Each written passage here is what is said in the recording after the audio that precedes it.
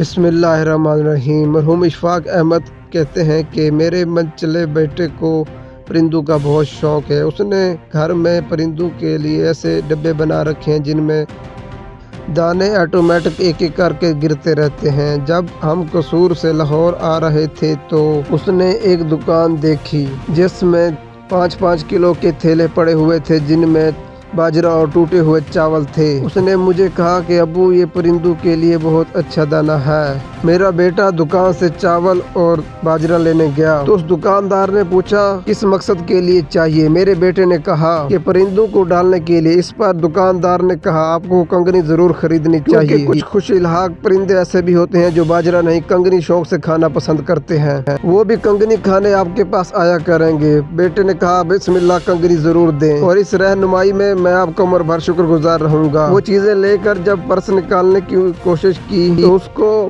Purse اپنی جیبوں میں نہ ملا، گاڑی میں بھی بلکہ آس پاس سب جگہ دیکھا مگر نہ ملا۔ تب وہ تینوں تھیلے گاڑی سے اٹھا کر واپس دکاندار کے پاس گیا اور کہا کہ میں معافی چاہتا ہوں، میں تو اپنا بٹوا بھول گیا ہوں۔ دکاندار نے کہا آپ کمال کرتے ہیں صاحب، یہ لے جائیں پیسے آ جائیں گے۔ میرے بیٹے نے کہا آپ تو مجھے نہیں جانتے۔ دکاندار بولا میں آپ کو جانتا ہوں۔ وہ کیسے؟ میرے بیٹے نے پوچھا۔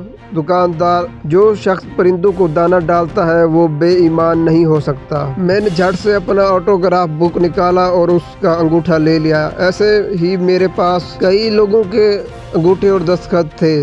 اللہ آپ کی زندگی میں آسانیاں فرمائے اور آسانیاں تقسیم کرنے کا شرف عطا فرمائے۔ اس دکاندار کے یہ الفاظ آج بھی میرے بیٹے کو یاد ہیں کہ وہ کہتا ہے کہ جب آپ پرندوں کو دانہ ڈالتے ہیں تو آپ پرندوں کے ساتھ ناانصافی نہیں کر رہے، تو میرے ساتھ ناانصافی کیسے ہوگی؟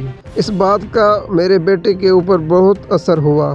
اس کے بعد میرا بیٹا کنگنی، باجرہ اور ٹوٹے ہوئے چاول خریدنے ہمیشہ اسی دکاندار کے پاس گیا، اور اس دکاندار کے الفاظ اس کے ساتھ ویسے دوستی کا سبب بنے۔ اگر آپ لوگوں کے پاس اللہ تعالیٰ کا دیا ہوا بہت کچھ ہے تو یاد رکھیں کہ دولت، شہرت، یہ عزت اور مقام، یہ سب کچھ اللہ تعالیٰ کی ذات کا دیا ہوا ہے، اور یہ صرف اس دنیا کے لیے ہے۔ تمہارے آگے کی زندگی میں وہی چیز کام آئے گی جو اللہ تعالیٰ کی راہ میں دو گے۔ کسی غریب کی مدد کرو گے، کسی مسکین کی مدد کرو گے، کسی یتیم کے سر پر ہاتھ رکھو گے، کسی کو پانی پلاؤ گے، کوئی بھی چھوٹی سی نیکی بھی تمہاری رائے گاہ نہیں جائے گی۔ قرآن پاک میں اللہ تعالیٰ ارشاد فرماتا ہے وَلْتَكُن مِّنْهُمْ أُمَّةٌ يَدْعُونَ إِلَى الْخَيْرِ وَيَأْمُرُونَ بِالْمَعْرُوفِ وَيَنْهَوْنَ عَنِ الْمُنكَرِ وَأُولَٰئِكَ هُمُ الْمُفْلِحُونَ۔